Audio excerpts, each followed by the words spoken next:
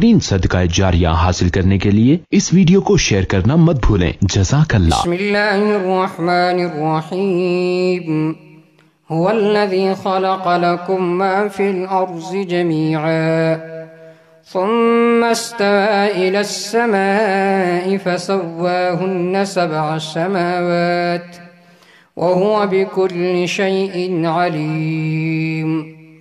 سورة البقرہ ہم نے شروع کیا تھا۔ دوسرا باب یا ایھا الناس اعبدوا ربکم الذی، یہاں سے شروع تھا۔ سب سے پہلے 5 عقلی دلائل ذکر ہو گئے مسئلہ توحید پر، پھر اثبات الرسالت کا ذکر ہوا، پھر بشارت اور زجر کا ذکر ہوا، پھر نعم 4 کا تذکرہ شروع تھا۔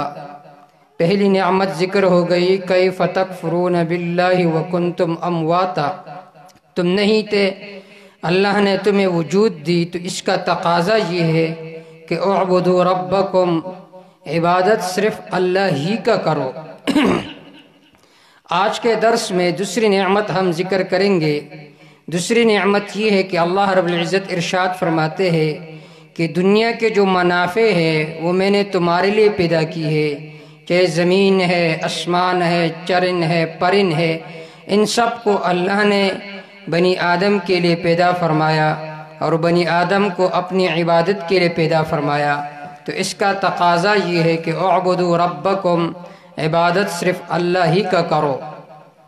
هو الذی خلق لکم ما فی الارض جمیعا، اللہ وہ ذات ہے جس نے تمہارے فائدے کے لیے پیدا کی ہے جو کچھ زمین میں ہے، جمیعاً سب کے سب، چاہے زمین ہے، چاہے آسمان ہے، چاہے چرن ہے، چاہے پرن ہے، سب کو اللہ نے انسان کے فائدے کے لیے پیدا فرمایا ہے، اور انسان کو حکم دیا کہ اعبدوا ربکم، عبادت کرو صرف اللہ کا، کسی اور کا عبادت نہ کرو۔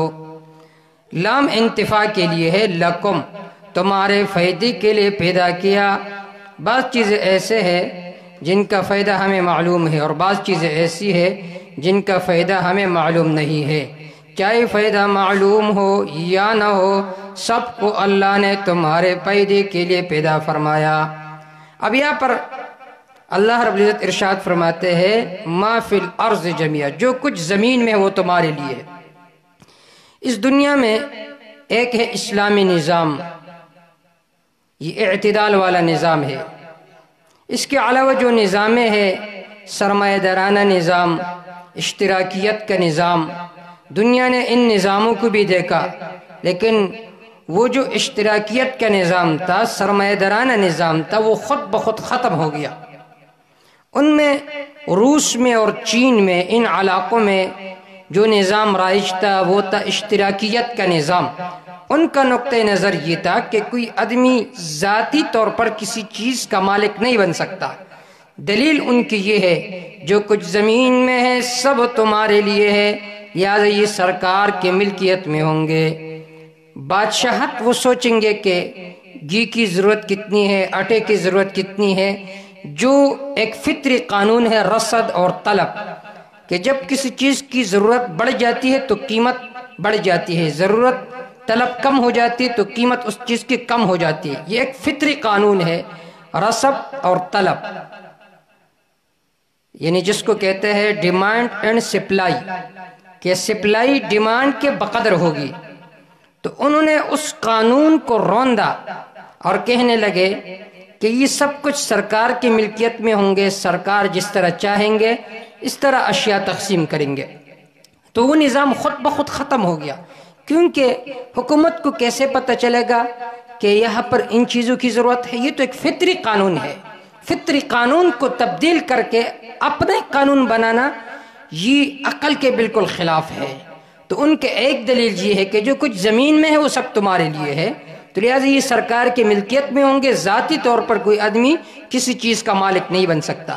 تو اس کا جواب یہ ہے کہ یہاں پر ایک لفظ مقدر ہے، وہ یہ ہے اعتقدوا جمیعا من، یہ اعتقاد رکھو کہ یہ سب کچھ اللہ کے طرف سے ہے، اور قرآن مجید نے اس تقدیر کو ذکر کیا ہے سورۃ الجاثیہ میں آیت نمبر 13 میں اس طرح لفظ مقدر ہے، تو اس سے معلوم ہوا کہ یہ جو سب کچھ ہے یہ تمہارے لیے ہے۔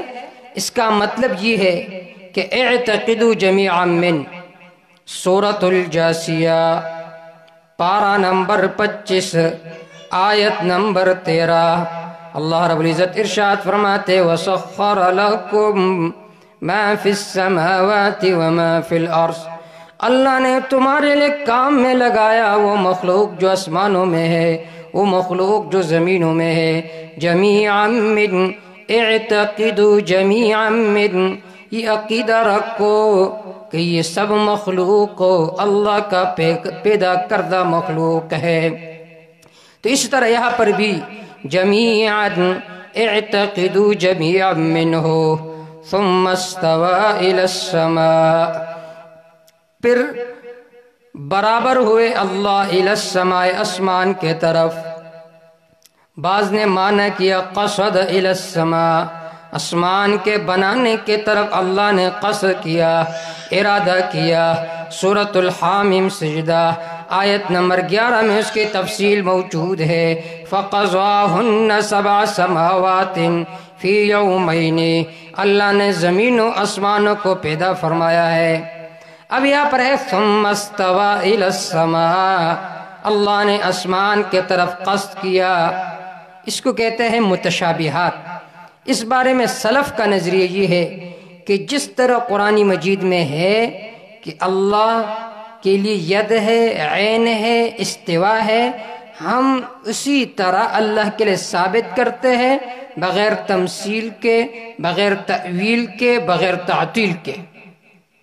امام مالک رحمہ اللہ سے پوچھا گیا صفات کے بارے میں، تو امام مالک رحمہ اللہ نے فرمایا الاستواء معلوم والکیف مجہول والسؤال عنہا بدعۃ، اللہ کے استواء معلوم ہے لیکن کیفیت مجہول ہے کہ اللہ کس طرح مستوی ہے، اس کے بارے میں سوال کرنا، صفات میں اندر گھسنا، یہ وہ آدمی کرے گا جس کے دل میں زیغ ہوگا، جس کے دل میں بدعت ہوگی تو وہ ان چیزوں میں پڑے گا۔ تو ایک مسلک سلف کا ہے، وہ ہے ہم اللہ کے لیے اللہ کے صفات کو ثابت کریں گے ما یلیق بشانہ۔ دوسرے نمبر پر بعض سلف سے تأویل منقول ہے، تأویل منقول ہے، لیکن تأویل دو قسم پر ہے۔ ایک ہے تأویل محمودہ کہ آپ مناسب تأویل کرے لیکن جو اصل صفت ہے اس کا انکار بھی نہ کرے، معطلہ کے طرح، معتزلہ کے طرح، یہ ہے تأویل محمودہ۔ دوسرے قسم وہ تأویل ہے تأویل مذمومہ کہ آپ اصل صفت کا منکر بن جائے، یہ معتزلہ کا مسلک ہے۔ ہمارے احناف جو تأویل کرتے ہیں بعض متاخرین، تو وہ یہی تأویل محمودہ کرتے ہیں، اصل صفت کا انکار نہیں کرتے۔ اصل صفت اپنی جگہ پر ہے، کیونکہ اگر آپ اصل صفات کے انکار کرو گے تو اللہ کے صفات کا تعطل لازم آئے گا، اور یہ عین معطلہ کا مسلک ہے۔ لہذا اس میں اسلم مسلک، یہ سلف کا مسلک ہے کہ اللہ کے لیے صفات ہے لیکن بغیر تمثیل، لیس کمثلہ شیء، اللہ کے صفات مخلوق کے صفات کی طرح نہیں ہے، وبغیر تعطیل، بغیر تعطیل کے اللہ کے صفات کے انکار بھی نہیں کرو گے۔ تو ثم استوى الى السماء، پھر اللہ نے قصد فرمایا آسمان کے طرف، ارادہ فرمایا آسمان کے طرف، یا برابر ہوئے آسمان کے طرف، ما یلیق بشانہ، فسواہن سبع سماوات، پھر برابر فرمایا اللہ نے ان کو 7 آسمان، وَهُوَ بِكُلِّ شَيْءٍ عَلِيمٌ، یہی اللہ ہر چیز کو جاننے والا ہے۔ دیکھیے شروع میں فرمایا اعبدوا ربکم الذی خلقکم، خلقت کا تذکرہ تھا کہ ہر چیز کو پیدا کرنے والا اللہ ہے، اب فرماتے ہیں ہر چیز کو جاننے والا بھی اللہ ہے۔ تو خلاصہ یہ ہوا اعبدوا ربکم، اللہ کی عبادت کرو۔ کیوں؟ اس لیے کہ تم نہیں تھے، تمہیں اللہ نے وجود دیا، اس کا تقاضا یہ ہے کہ اعبدوا ربکم، عبادت کرو صرف اپنے رب کی۔ دوسری دلیل کیوں؟ اس لیے کہ هو الذی خلق لکم ما فی الارض جميعا، اللہ کی عبادت اس لیے کرو کہ جو کچھ زمین میں ہے اللہ نے تمہارے فائدے کے لیے پیدا فرمایا، لہذا اس کا تقاضا یہ ہے کہ اعبدوا ربکم۔ تو یہاں تک دو نعمتیں ذکر ہو گئی، انشاءاللہ تیسری نعمت اور چوتھی نعمت کا تذکرہ ہم کل کریں گے۔